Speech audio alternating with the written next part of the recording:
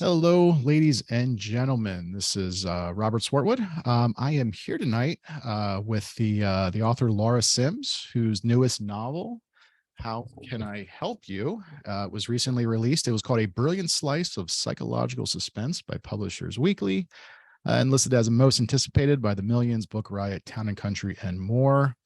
Also, a Library Reads top 10 pick of July, and an Amazon Editors pick of the month, Publishers Weekly's pick of the week. I mean, we just spent all day just going through all the accolades. Also, the author of her first novel, Looker, which is one of my all-time favorite psychological books or psychological suspense novels, that came out a couple years ago. This is the paperback, and we're going to talk more about that later. That one also was named as best book by practically everybody, it feels like. And she's written poetry, also works in a library too sometimes. Laura, how are you doing? I'm good. How are you? Good, good. You know, busy as usual.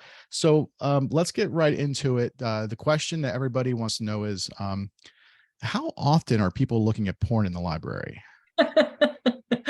I would bet and there is someone out there every time you and mention it, looking Yes, at porn.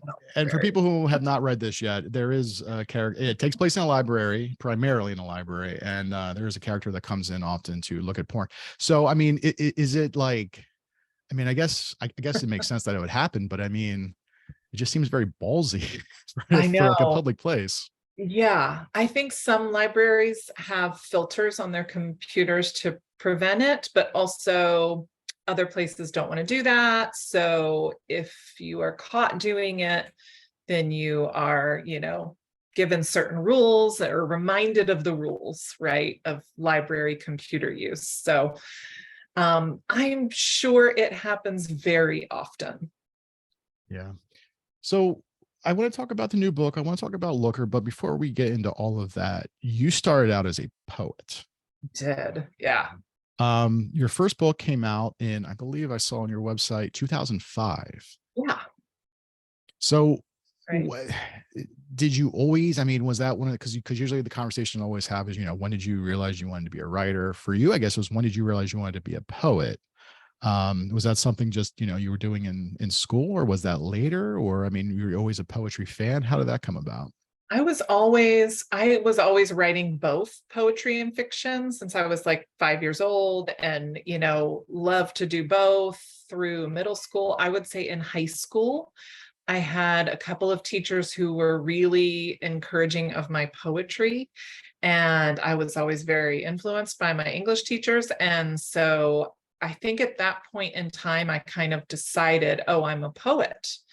Um, and so I focused on it in college, and then, basically just focused on poetry, stopped really writing fiction until my 30s when I just felt like I really wanted to write fiction. And So, you published a couple collections of poetry. yeah, four Were, books. were were there any poets that were an inspiration to you? I mean, I honestly, I don't think I've ever really written. I mean, I maybe did, here and there, but I remember at least Yeah, in college, Stephen Dunn, I really liked. Stephen Dunn's great. Um, Yeah. Dana Goya, I believe his name is. I don't know if Joya, that. Joya, Yeah. yeah, I don't know what Those, it is. and Yeah. the thing I liked about their poetry was just, I don't know, it was really weird. It was like, it was almost essentially prose in like verse form, if that makes sense. Maybe Okay. I'm way Yeah. off. It has been a while. I No. mean, Yeah. what did your poetry, because honestly, I'm a fan of your fiction, but I've never read any of your poetry. What is your poetry? What was it like? Well, I kind of went away from the kind of poetry you're talking about, which would be described more as like mainstream poetry, um, into like I started off with Sylvia Plath. Sylvia Plath was a huge influence. I think my dad got me Ariel when I was 12, her book she wrote before she committed suicide. And from that point on, I was like obsessed with Sylvia Plath. I loved Louise Glick and Sharon Olds and kind of the new confessional poets. Um, but I moved from that into more experimental poetry. So by the time I kind of finished putting out poetry books, I was writing pretty experimental poetry. Hmm. very small corner of a very small world, the poetry Right. world. So What specifically about it would you say made it experimental? gosh, there's a lot of white space. Like I really loved the really spare poetry of people like of course I'm gonna blank now on everyone's name, That's but okay. Michael Palmer, whenever someone asks me, who, was your influence? Michael Palmer, like kind of what one term for it is elliptical poetry. So you don't kind of connect the dots for your reader as you do in more straightforward mainstream poetry or in prose. You have phrases that you leave a lot of space around those phrases. And I do think some of that has carried over into my prose, especially in Looker, like with the kind of little paragraphs and the space around them. I don't like, I know I give readers a lot more than I did with poetry, and I want to, but I also don't like giving everything on a platter. I like Right. leaving room for a reader to kind of fill in the blanks. Did So I did think you ever also do the thing where sometimes poetry, I don't know if this is the same type of thing, but it's like the words will, move like, there will be oh, right. move like around the page, Yeah, or like it might just be concrete like a word poetry. here and it just I kind have of, written some of that. It's really fun to teach that. yeah. Students really respond to that Yeah. because you make this visual image Um, did you ever hear of hint fiction? of what fiction? Hint fiction? No. Okay, that was something that I came up with. That was, and I did an anthology with Norton, like got over a decade now. It was basically stories that are 25 words or fewer. Oh, okay. And we'd Can actually we had actually I'd reached out to Stephen Dunn. He had I think two or a story or two in the oh, collection, cool. but basically it was just the idea of like how short can you make a story until it's no longer considered a story? Going back, of course, to the Great idea. the Hemingway 6-word story that may or may not be Hemingway, the For Sale Baby Shoes Never Born. And Yeah, so yeah, we did I think it was 125 stories that that's cool. essentially all were less than 25 words. And in a few cases, they were like maybe like, just like 5 or 6 words. Wow. Um, and the only reason I brought it up is because at AWP one year, I think it was was it who was it? Was it Robert Shepard was there? But anyway, during one of the panels, someone had brought up, I don't know if it was a story or a poem, but it was Yeah. by an author that was called The Ghost. And it was just blank page. Wow. That's And so it was like, well, now is that a story? You know what I mean? Like it was interesting having that conversations about it. And that's then very interesting. did you Yeah. ever did you ever hear the novel Sharp Teeth by Toby Barlow? It sounds sort of familiar. I actually have it just oops. This came out from Oh, HarperCollins. that looks God, very this familiar. this came out from HarperCollins in 2008, Okay. but it's a novel written all In in verse. verse. Yeah, Yeah. it's very That's fascinating. cool. It's I just have wanted it's a to very write fascinating a thing. novel. I have wanted to write a novel in verse, Yeah, but I have wondered, like, would a publisher go with that? Go for it. I mean, they young did it for adult. this one. I don't know. I don't think Yeah, he's. I don't it's know what he's done since, but it was really well done. I mean, it's a vampire thriller. I mean, no, I'm sorry, not vampire. It's a werewolf book that's oh, essentially like all written in verse. oh, Um, it's been a while. I might actually want to reread this at some point. And of course, because it's in verse, you just kind of fly through it. yeah. Paul Tremblay has in his new book of collection of stories has a novella, The Beast You Are, and Mhm. that's called The I Beast You have it Are. here somewhere. Yeah, My it's at office the is a end of the mess. book. It's so good. It's kind of a monster story, feels like a folk tale. It's really wonderful. So Um, I've known Paul forever, yeah. and I remember he had written this story long time. I mean, this is before he became, Paul Tremblay. He had written this story. It was like the blog at the end of the world or Oh something, yeah, and it was in one of his collections. But when the publisher initially put it out, they yeah. published it online as Uh, an interactive blog. Oh, that's very It cool. was very, and I'm just like, just the stuff, just the creativity of how he comes up in terms of the structure of things. Mhm. But anyway, enough about other writers. Let's talk more about you. Okay, so let's talk then. You get into your first novel, Looker, actually, and you said you have the hardcover. Hold that up, because Ew. I prefer the hardcover cover better So do I. than the paperback. I remember seeing it at the bookstore. This just is just a really, really cool looking Yeah, book. so And this is cool. this is a novel, but it's a short novel. I think it's like 50,000 words. Yeah, it's maybe less. I think it's 40,000. So, and was this your actual first novel, or was just the first novel that Not was published? really. First novel that was published. I wanted to write young adult fiction, or thought I did. And so for about 5 or 6 years, I wrote two young adult novels. The first one, I didn't get an agent or anything, put it away, did a second one, got an agent. He shopped it around for a couple of years. That patience is incredible to me. But we kept getting good feedback. So he was like, oh, I'm just going to keep sending it out. In the meantime, I was writing Looker on the side, and knew that I needed a different agent, and kind of started over with a new agent, which I got very quickly, sold the book within 2 weeks, after edits, and totally different experience from the many years. I think it was more like 7 years that I spent kind of, trying to write young adult fiction and investigating that world. And meanwhile, Looker kind of popped out, and it happened very quickly. So do you remember the inspiration behind Looker? And for anybody who's not aware, let's see, at least in the back of the paperback, it's about a woman who becomes fixated on her neighbor, who is an actress, and it has a very interesting structure, which there's not any chapters. It's essentially the entire novel is, and I mentioned this, I think, in the green room, and you can correct me if I'm wrong, but it's almost like just a bunch of vignettes where it's Yes. just like little paragraphs of scenes. Yeah. And so there's no real chapters, but there's a bunch of scenes, and just all they're kind of strung together. And Mhm.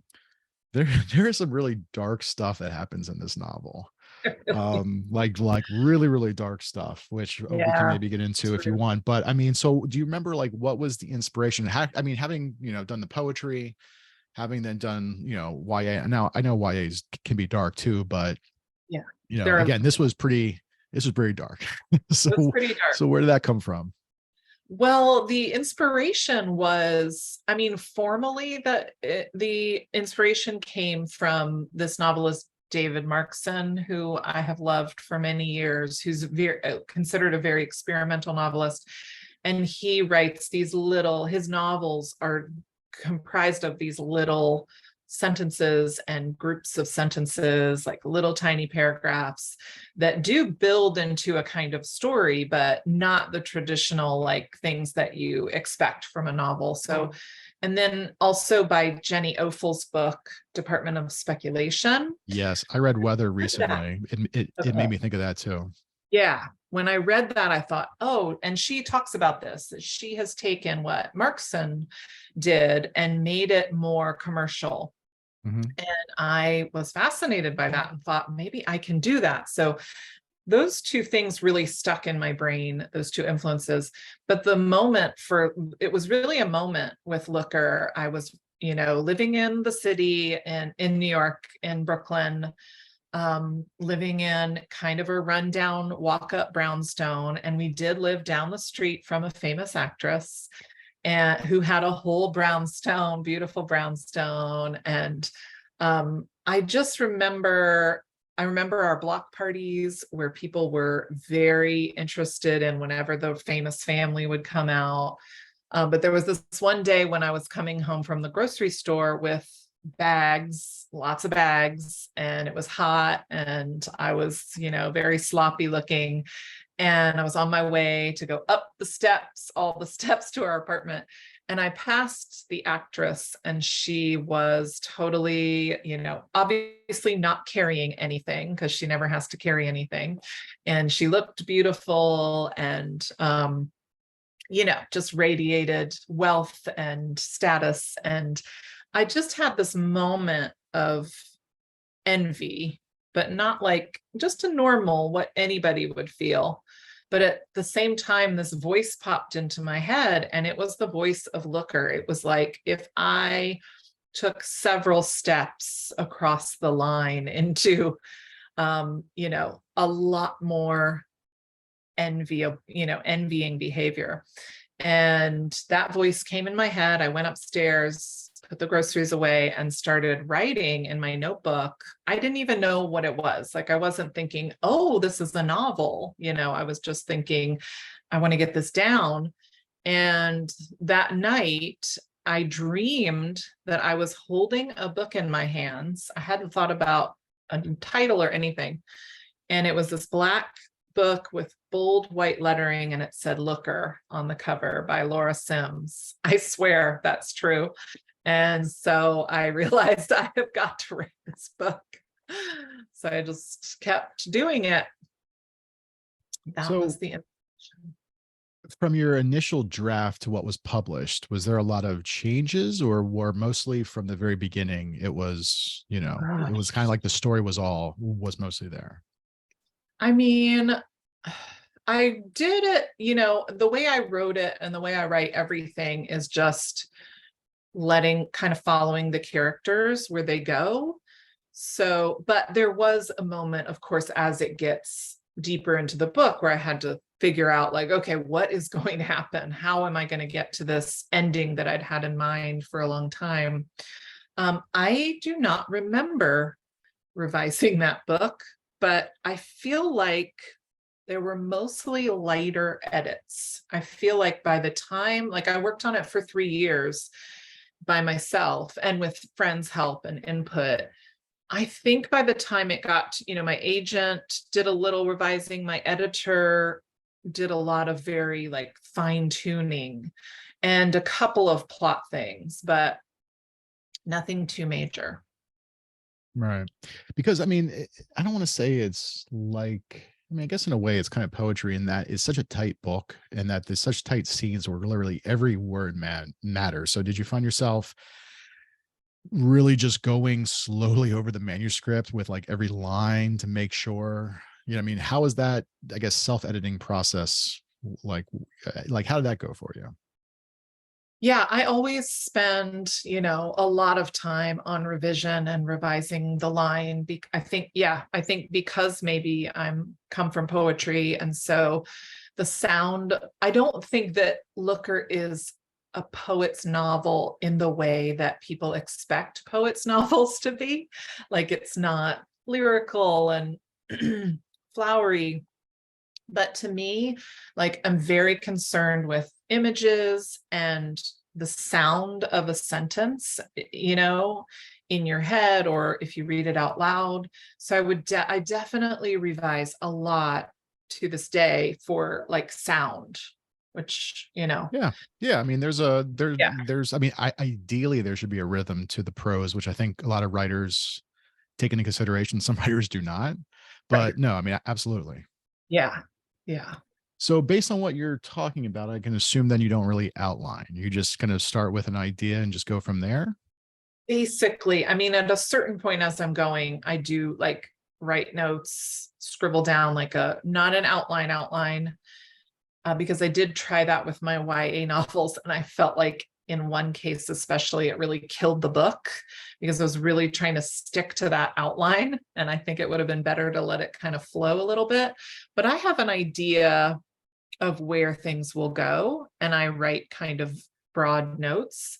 And at the end of every writing day, I sit down and I just write a few notes about where this should go next, so that I have some idea of the direction. And like I said, with Looker and with How Can I Help You, I had like the image of the very, very end, like the last page of both books in my head very early on, but I had no idea how to get to those pages. So I definitely throughout the process will write down like, okay, where is this going? And that can change. Like, there were big changes I made to Looker There are big changes I made to How Can I Help You along the way. Yeah. So what's interesting about the ending of both novels is that No spoilers. no spoilers, of course not. But they lead up to this there's no like epilogue. There's no, last chapter that kind of gives you, I mean, it leads up to a climax and then basically just ends. I mean, and we don't need to see any more, but at least in both cases, we kind of get there right at the end and then done. which, Right. which I is, I did mean, put a again, I little don't bit think of you an need like epilogue. anything else. Yeah, I did put a little bit of an epilogue on How Can I Help You. That's my Yes, which yes, but I mean, it's right. literally like right after It's the very events. It's not like one of those like 3 weeks later type thing. I know. I don't like reading I really don't like writing drawn out endings that are where the writer like explains everything, why this person did this, what they did exactly, how they did it. I get that in like traditional mystery novels, you kind of have to do that stuff, but I do find it like annoying, as there have been several books that I've loved, and then I've gotten to the last 20 pages and been like, oh my gosh, just leave some of that unsaid, but Yeah. that is not always a popular opinion with readers. So many readers complain about my abrupt endings, but that is how I No, like them. they're perfect. Those readers are Thank wrong. you. But let's go on to also in your bio, it mentions that actually Looker has been in development. Is there anything you can talk about with that? Sure. So Emily Mortimer, the actress, she has a production company called King Bee, and she and E1, which is a bigger studio, I don't really understand all of this, but they have optioned it. They have two fabulous writers who have written two of the episodes, which I've read both of them. They're fabulous and like given feedback and stuff. And they have possibly a co-star. I don't think I can mention that one, but they have this whole kind of package. And I think, as I told you, it was at HBO for like a year. HBO went through some changes in leadership. The show was dropped. So now that original team is looking for a new home for Looker, like a Yeah. streaming. So we'll Okay, see. so Crazy they're world. looking at it as a limited series and not just a movie. Yeah, limited or ongoing series. I think it kind Oh, of interesting. depends. I'd be curious to On see where else they would go they have after a the main story. second season kind of plotted out. It's interesting.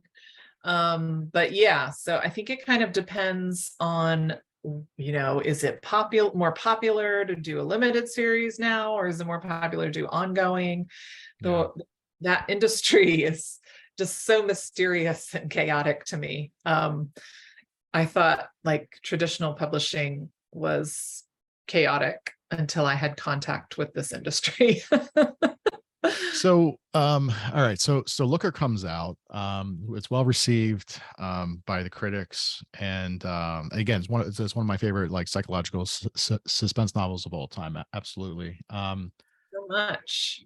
I read somewhere that and the reason I say this is because oftentimes a lot of people will think, an author sells a book and that's it. They just start publishing. Right. But it's not as easy as a lot of people think it is. I mean, obviously, it's not easy to write a book to begin with, but then to try to sell it and then to sell more books can be very difficult.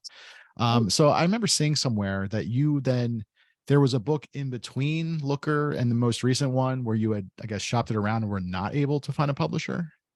Right. Yeah. I had written a whole other second novel during before and during the pandemic, and gave it to my publisher at Scribner. They did not want it. They said, we want your second book. We do not want this book. So And I'm sorry, did you have a 2-book deal or did they just buy Looker? No, Okay. it was just Looker. Yeah. So we could have stayed and said, okay, well, I'll write another book, which I know is something that writers have chosen in the past, but I felt confident in this book, and my agent did too, and like all my friends who'd read it loved it. So we took it out and people didn't like it. So we stopped and then put it aside. And it was very, very painful. It was right in the fall of 2020. It was a horrible time in the world anyway. And then that was piled on top of it. So it was devastating. And I was really depressed for like a month or two, probably more than that. But after a month, with my husband's and my friends' help, I picked myself up off the floor and I started writing, "How can I help you?" And the act of writing, as we writers know, is like really the only real thing there is in this industry. Like, there are so many factors that go into what becomes a book, what doesn't, what becomes a popular book, what doesn't. And really the only bedrock for me is writing the damn book. And it's what like helped me heal. And then, it was a successful book because I was able to sell it to a new publisher. Yeah, So and so far it seems to be doing really well. yeah, Harlan Coben touted it on the Today Show. that was awesome. Um, did you know that was happening? Did you get a Not, heads up? I got a heads up 2 days before. Oh, well, still. Yeah. So Um, I did not know that was coming. and so actually even the let's see here, even your dedication to Mona, is that the Mona we're thinking? Yes, Timona Okay. won. So what was her profanely inspiring advice, if you can say it? Can I cuss on Oh, Facebook? absolutely. Yeah, go for it. So basically, she said this was during this very bad time. We had a lot of phone calls where she was giving me great advice, and she basically at some point said, "Fuck everyone and have fun." And so, Great advice. so I put that on a little Post-it note and I stuck it on the top of my laptop, and I wrote the book with that advice in mind. And I did have fun. So it's basically what I was saying just before, like nothing, you really, when you're writing a book, can't think about anything but the book that you're writing. You can't think about like, oh, is my editor going to like this? Is my agent going to like this? Is this going to do well? Is the market going to like this? Like, who knows? You cannot predict that stuff. No, and that's an important thing too, that a lot of especially aspiring writers need to understand, that nobody knows anything, like especially in publishing. The novel that you had shopped around, I mean, there's, had it been a different, had it been a different year, there may have been a different, because a lot of it comes down to the timing, the right editor at the right house at the right time. Yeah. Books are most often never really rejected because they're bad. I mean, because they go through because, by the time it gets to editors, it's gone through so many different gatekeepers that there's just all this other things in the way that really just comes down to just writing the best book you can. Because I don't know, a lot of people say, they want to write, there's a huge hit. Like, what's a huge hit right now? I don't know. Well, you're in a library. What is some big hit? Right. Oh, well, Lessons in Chemistry, that actually, in the back of my mind, I was going to say that one. Yeah. So like, you might see people who will then try to write something similar, but the problem is, by the time they write that and by the time they start shopping it around, Right. the heat from that book might be gone. And so, Exactly. Things have moved on. And if you're not like writing from a place of deep interest and passion, and it's not going to come out like Lessons in Chemistry. So Anyway. because you do work or you work part-time in a library, and obviously I'm assuming this was partly inspired by your experiences in the library. Do you find, though, as an author, like, are you seeing trends from people who are checking out certain books? I mean, do you find that helpful to see like, oh, you know what, a lot of these readers are really migrating towards this certain genre? I mean, I don't know, like, does that help at all, or is it more confusing? Well, I don't check people out. Unfortunately, I kind of wish Okay. I did because that would Okay. be really fun to see what everybody's reading because I'm so nosy. But I do see, I check some people out, but because I'm at the reference desk, that's not my main thing. I know that mystery is huge with people. I feel like romance is having a moment and is going to have a huge, feel like romance and horror are having big moments and maybe are going to get bigger. Yeah, Just, I mean, romance has always, I think, been steady. Horror always has the ups and downs where they'll say, uh, horror's dead, and then a couple years go by, and then all of a sudden there's a resurgence. yeah. But there's like the new horror, like Stephen Graham Jones and Paul Mm, Tremblay and so many. I just feel like there's so much. I love, literary horror so much. So I and just feel like there's a moment there. and what's funny about Paul is that he came up writing um a lot of just speculative horror short stories, but his first two novels were like Yeah, these like light mysteries that yeah. like Holt I had know. I saw that published. recently and was like, Yeah, oh, that's yeah. Morrow, I think, had republished them, which is weird because I think I right. had seen them then in the horror section because obviously a lot of his other stuff's in the horror section. But like those are Right. not horror novels; they're very light, like Oh, mysteries. But detective novels, right? so all right. So okay, so how can I help you now? With Looker, you said you had a dream and that you knew the book was the title, and fortunately the publisher was cool, keeping it. Yeah. Was this a They title that you tried had to, from the beginning? Wait, I just I'm sorry. What were you say, gonna say? I just have to say, well, they didn't, but one publisher I met with during the process of shopping Looker around suggested the Looker, which I did not want. That's So why. no, no, They should no, take that what was Justin Timberlake's character in the Social Network where they called it the Facebook, and he's just like, you no. drop the in front of it. I know. Um, The Looker. That's awful. no, no, can't be the Looker. So okay, so what Plenty of about people. this though? So for Was this a that title? one, Yeah. oh, the title or the inspiration? I Well, let's do both. Okay. So the title, it was originally called Poor Strangers after that phrase that comes from a Shirley Jackson novel, right?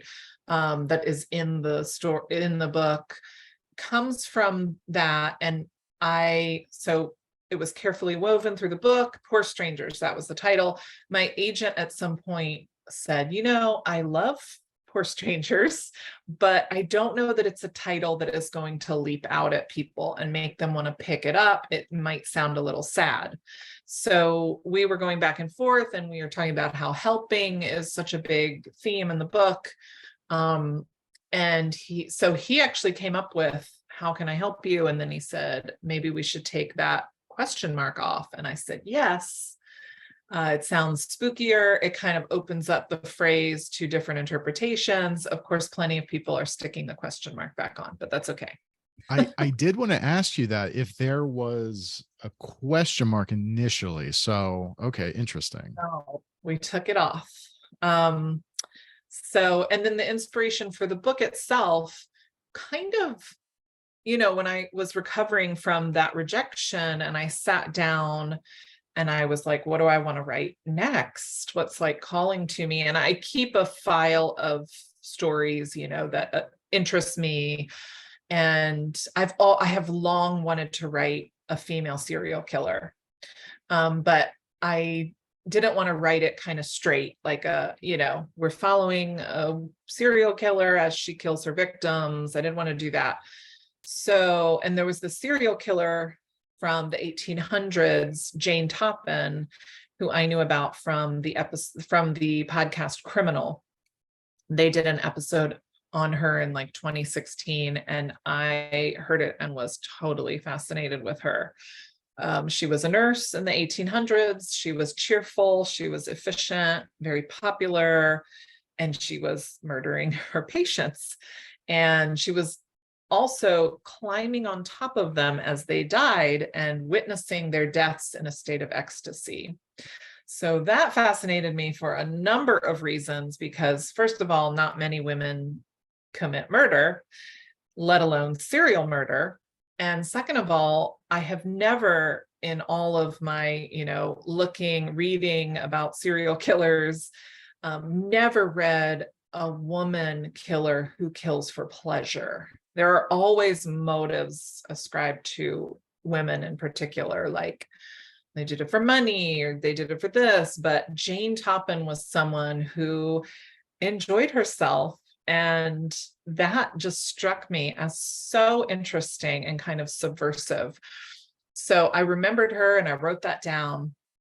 And I came back to it when I was looking at that file and I thought, I want to write Jane, a version of Jane. And then at the same time, I had been working at the library for longer periods during COVID while some of my colleagues did not want to come back. And I was taking notes on about all of the kind of strange and interesting encounters I would have with patrons, phone calls, people who would come in person. And at some point, and I don't remember when, and I thought, I was like, I want to write about the library. I don't know if it will be a novel or nonfiction or what this is, but I'm taking these notes so I remember. And at some point, the two merged, and I thought, oh, perfect. She's done with killing. She comes to the library to live quietly. So right. So and we know right from the bat that's Margot. And so Margot. part of the novel, there are two narrators. Both are first person present tense. When did you know that there was going to be another character, or when did you realize, okay, we're going to have now Can you her do name it? is Patricia. Patricia, right? Yes. Patricia. Yeah. When did you realize that, there was going to be another point of view? I realized I was enjoying being in Margot's head, which says a lot about me, but I was enjoying writing her character a lot, but I realized she needed like texture and like a foil kind of, and a friend, like a weird friend. And so that is when Patricia came into the picture. And then it was so perfect because she's a writer. I wanted her to be, my stand-in, essentially, although we're very different, but we do have similarities. And because also through Patricia, I could write about this literary failure in a veiled kind of way, because she is a writer who's trying to overcome this rejection of a novel she'd worked on for 7 years. But to me, writers and serial killers have a lot in common. And so it was really fun putting them together, kind of paralleling their lives. And to see those overlaps, like these are two obsessed, ambitious women who are trying to stifle their obsessions. And what happens when you do that? And it's nothing good, right? So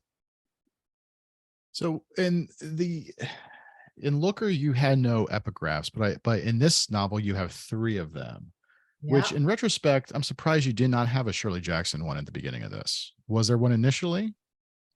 No, I mean, just based on, yeah, how that the book plays was in with the rest of the book. yeah. I think I didn't want to overdo it with the Shirley Jackson, but I Yeah, also no, that makes found sense. these and loved them. Yeah. Yeah, it always fascinates me, how people come about the epigraph. I mean, specifically, and people can check them out for themselves, but like, were these things that you had come across previously, or were you looking for things to add in as epigraphs? I mean, how did that kind of? Yeah, they were two of them. Two of them were things I read while I was writing the book and came across these lines, like the Elizabeth Bowen. I happened to be reading Death of the Heart, which is a very different type of novel from this one. But when I came across that line, I thought, and I can't wait. I always try to, it is madness to write things down. It just fits the book so perfectly. And then also I read the library book, Susan Orlean's magnificent book, while I was writing this one, and it influenced my some of the events that happen in the book, and also just has that wonderful, such a great novel. It's not a novel. It's such a great book. It's such a great book about libraries and about, I mean, one of the things that I wanted to do in this book was to show the contemporary public library as it really, really is. And Susan Orlean's The Library Book is one of the only other books I can think of that really delves into that and like shows us, this is not the quaint, cozy place that we see in movies and read in books for the most part. It is a community center. It is a place of last resort for a lot of people who need help. And it is just totally, totally different from our preconceptions. Right. And so another nerdy writer question, because that's what I like doing here. So this novel is written, or I'm sorry, it's broken up into 5 sections. And we have some like section chapters or like part like part like chapter headings. Mhm. I love, by the way, first of all, yes. I was just So gonna say, I love the divider pages so much. oh yeah, no, they look really cool. So did you know, I mean, what was the structure of this? I mean, once you kind of knew that you were going to have Margot and then you were going to have Patricia, did you know at that point you were going to break it up into probably at least 3 parts? Or I mean, like at what point did you realize, and then not only just do part 1, part 2, part 3, but then, doing those, like, I mean, how did that, because like some of those, like sometimes people will do, like the little part chapter, I don't Yeah. want to call them chapter headings, but like kind of taking it like something from that part, but these seem to be not all necessarily like lifted from that section, if that makes sense. You mean the section titles? The section titles, yes, yes. I think they were all in the Or section. maybe they may somehow. have been. I have to admit, I told you this earlier. I Yeah. was listening to the audiobook, so I may Oh, have yeah, missed yeah. something. Right. But I know that like, but anyway, yeah. So it's always just interesting, especially with like, part sections when you put in some type of like heading title, just like how you choose, specifically, because like that sets the tone for that section. Yeah. Yeah. Yeah. I just found phrases that I thought, like the first one, working like the devil. I feel like that really kind of sets the tone for Margot. Oh, for sure. Gives a little bit of an, even though she says it, when she says it or thinks it, she thinks it's very cheery, as many of the things she says are. It does have this ominous tone to it. So yeah, I tried to think, or I tried to find things that both encapsulated what, or gestured toward what's gonna happen in that section, and also kind of capture like a holiday feeling is one of my favorite headings, because, well, I can't talk about it, but anyway. Right. So is this one of those things too that when you started it, you knew how it was going to end, or you had an idea where it was going to end, or was there anything, and of course we don't want to like give away any spoilers, but was there anything that really surprised you when you were getting towards the end that you did not really anticipate? Yes, I had the very ending, which is almost the epilogue. Did I call it an epilogue? I can't even remember. No. No? No, Okay. I think it's just Trust you on that. from It's just well, we stuck don't in want to say whose point of view, but yeah, it was Yes. from her point of view. someone's point of view. But yeah, so that was what I had in mind early on, and I did not know how I was going to get there. So definitely was surprised along the way, especially like, who was going to be doing what and who was going to be done to, and everything that changed once or twice. So for me, the hardest part of writing a novel is that last third of the novel, like right before the ending. It's like what you need to get through to get to the ending. And once I figured it out, I had a lot of fun writing that part, but I definitely had some like bad choices. And same with Looker. I made some bad choices and had to go back and say, oh, this doesn't work. I have to change that. So I did the same thing here. So do you have a certain set like amount of writing you try to do, like either time wise per day or throughout the week, or so many words, or per session? And because I would imagine with Looker, because it wasn't, again, we mentioned before, it's essentially just like the entire book is just there.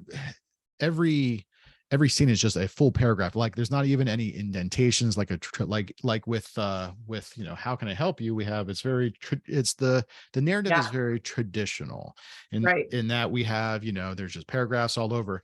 Yeah. Here, in terms of Looker, for people who can see, it's just, it's just paragraphs. And it's just like Yes. that scene. So I And mean, I, like, were you like doing like a handful at a time, or like, verses with like, how can I help you? Were you mostly just doing kind of, they're not really chapters, but they're still like sections. I mean, yeah. how different was that? I mean, How Can I Help You originally was written like that, looked like that on the page. Oh, And wow. as with Looker, when I got the copy edits back, they had smushed them together. With Looker, I fought and said, no, these have to be discrete paragraphs. With How Can I Help You, I mentioned it, but I waited until I could see it on the page. And to me, it worked okay to have them more traditionally formatted with this book. I don't break for dialogue in the paragraphs, just like I didn't with Looker. But it does look, more traditional on the page. I Right. would say, I again do not remember writing Looker or what I did. I know that essentially I did the same thing I do now, which is on my free mornings of the week, I go somewhere and I write for several hours. And when I'm writing a first draft, which is my least favorite thing to do, I just want to get the words down. So I do give myself a word count. That's a new thing for me. Really, I think with this new novel that I'm working on now, I've just had, like, I have a 12. So when I'm drafting, okay, I want to get 1,500 words down this morning. And I just do that and then I'm done. If I do it in 2 hours, great. You can do it in an hour, great. I don't care about quality. I just want words on the page. I want to get the story down. Um, but then when I'm revising, and this is true, was true for Looker, it was true for How Can I Help You, I can really get lost in that and I can do it for hours, especially as I get closer and closer to finishing. I really enjoy revising, and I feel like that is where the art happens, like that is where things get fleshed out and become precise, and it's where I think through things. My first drafts are terrible.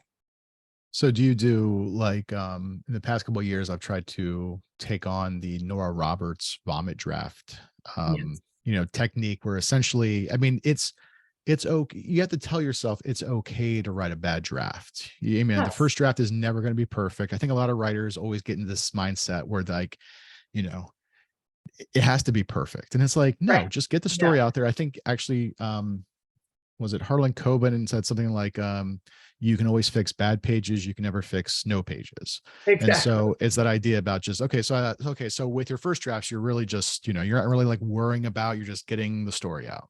Exactly. Yes, absolutely. That Anne Lamott story, not story, essay, Shitty First Drafts, which is one I used to teach when I taught creative writing. I would always show to my students, is such a help with that. It's like you get your shitty first draft and then you can fix it. Yeah. And I think Absolutely. it becomes freeing too, where you don't have that. It's almost like this pressure. You're like, oh, like because there's a part of you that just wants to make it, perfect, or, Perfect. you to like as good as Right. possible. And it's just, you have to kind of get past that and realize like, no, you're going to be doing probably like 10 more revisions, or whatever, Right. before it even Right. gets anywhere. So it's just getting the story out as, Yeah. as fast as you can most Militant. times. Cause I find like the quicker you can get it out, the quicker you can start revising it and everything. Exactly. Exactly. Um, so okay, so going back then, so on the second novel after Looker, so was Was the structure very similar then to Looker, where it was mostly just the This paragraphs? this is the unpublished one. Yes. Um, it was kind of a departure for me. It was told from the perspectives of five different women. Hmm. And so I would alternate perspectives. I think it was written, and it was, yeah, the conceit for it was five women. It was kind of inspired by Women Talking by Miriam Taves, where I wanted it to be just these five women who are in a book club, and they don't talk about books. And it's just them talking back and forth and reflecting, right? In a place or in several different places. And that's it for the action of the story. So, yeah, so it was pretty different from Looker. Like, How Can I Help You, I think I think if I had turned that in to my editors, that they might have been like, yes, let's go, you know? So it was definitely a departure. It was still kind of a thriller, but it was different. Yeah. And unfortunately with publishing, sometimes different is not a good thing. Publishers Right, oftentimes don't like to take risks on things that are different until right, something that's different becomes a huge hit. And then it's all of a sudden like, right. well, yeah, of course we meant Yeah. to do that. Yes. All right. So what time? We're coming up on almost an hour. I don't want to keep you much longer, but what are you? I think you mentioned before about you also wrote some short stories. Were there any things be previously, when you're doing the poetry, like did you ever have any short fiction also published? I mean, in college magazines and stuff, Yeah. high school, but nothing beyond that. I really stopped writing short fiction or long fiction until I like got the bug when I was in my 30s and was like, I want to write fiction. And it was when my son was born, and I had the least time I'd ever had in my life that I actually sat down and started writing long form fiction. I Were had you like, always a fan of this type of yeah, fiction? I was always a fan of fiction. I mean, I read everything, all genres, all the time. And I do love like crime fiction for sure. But I was always, even when I was a poet primarily, I rarely read poetry. I was always reading fiction and some nonfiction. Hmm. But Well, what are you reading now? Anything good to recommend to people? right now I'm reading, actually have it. Oh, I can't pull it out. Um, I'm reading Trust by Hernan Diaz, Okay. Yeah. and it's really good. It's a really interesting historical fiction. And it's actually, I didn't realize this, but it's helping me with what I'm working on now because of the way he does stuff in the book. Very vague, but Fascinating. it's so nice when you like stumble on something that, oh gosh, this actually feeds what I'm doing now, which is kind of how those epigraphs came to be for How Can I Help You, and also how Shirley Jackson came to be in the book, because I reread not How Can We Have Always Lived in the Castle while I was writing it. And I thought, oh my gosh, Margot should be reading this in the book. And there are some nice parallels between the story and her story. And, it's fun. So since this book came out, when you're at the library, do people look at you differently now, knowing that you're the author of this type of book? I mean, I'm sure they maybe Right. were aware of Looker, previously, but probably now Right. with this new one coming out and all the Yeah. attention you've gotten, does it feel different when you're at the library? I mean, my colleagues have been great about it. That a lot of my colleagues have read it, and, they definitely make fun of me and very kindly, but they've been really supportive. I have had people come up to me, especially if a colleague will be like, oh yeah, the writer's right over there, and tell me, that they enjoyed it or whatever. And I have had people comment that they will never look at their local librarians in the same way after reading the book. And I take that as a huge compliment. Yes, Just growing absolutely. Yeah, destroying the wonderful career of librarianship. Um, not to get too political, but has your library had faced any of the the ridiculousness going on? As far as I know, we haven't really. We live in, very close to the city. We have, it's just not the type of area where we're going to have those kinds of challenges where in other places in the country are having them. I could be wrong because I'm not there all the time, but I know that we're prepared for them and have like protocol for them, but I don't know that we've had many, thank goodness. Yeah, no, Yeah. absolutely. So all right. So the book is How Can I Help You? Everybody can go find it at your local bookstore, at your local library, probably. I'm sure it's popular at libraries. Yep. I mean, that's probably a good marketing technique to write a book about libraries It because really is. libraries are going to want to carry it. Yes, that is one thing I think you can rely on if you want to write to market. Librarians or booksellers. Write about librarians or booksellers. Right. So, all right. So, Laura, thank you so much for hanging out. Everybody go Thank check. Oh, you. where can they find you online if people want to look you up? I'm mostly on Instagram at Laura Sims 2121. That's probably, I am on X sort of, but I don't do much there. We don't call it that. We Okay. still call it Twitter. Oh, So, Twitter. Okay. Okay. yeah. Good. And I know you helped me get on Blue Sky, but I haven't done anything there either. Yes. Instagram is Hopefully like something a happens safe with Blue place Sky for- some days. I But what know. about website? If someone wants to come to your website? Well, my website is laurasims.net. Mhm. Perfect. So, all right. So, let's see here. Okay. So again, the book is How Can I Help You? Everybody check it out. Also, Looker, which again, this is the paperback version. Oh, did you want to talk about this real quick? The paperback version? Basically, they gave us options for the paperback cover, and my agent and I didn't love any of them. That one was the least offensive to us. Hmm. And so So, we and so, ultimately gave and in. so, and so for some inside baseball for people, usually, the book comes out in hardcover. Mhm. If it does well, they will 9 times out of 10 just keep that same cover for the paperback. So I'm assuming obviously the hardcover probably did not do as well as they were hoping. Although and hold it up again, it's a great cover. It's I such mean, a it's so gorgeous. eye-catching. I know. It's perfect It compared to what really. they did for the paper. For anybody, again, Yeah. here's the Yeah. paperback. It's night and day. I know. It's just the paperback cover does not match the content of the novel. It looks like a very soft kind of comforting women's fiction, whatever, but that's really, as you know, not what the book is. So it was weird, but that's Well, publishing. everybody go check out Looker too. It is a great novel. Both are great novels, and I'm sure whatever your third novel will be. I mean, do you have an idea yet? I mean, well, was this Yeah. most recent? Was it a 2 book deal? Do we know when the next one is? Or No, it's okay, no. I'm like working on a second draft right now. okay, perfect. So, I know that pretty I'm also kind of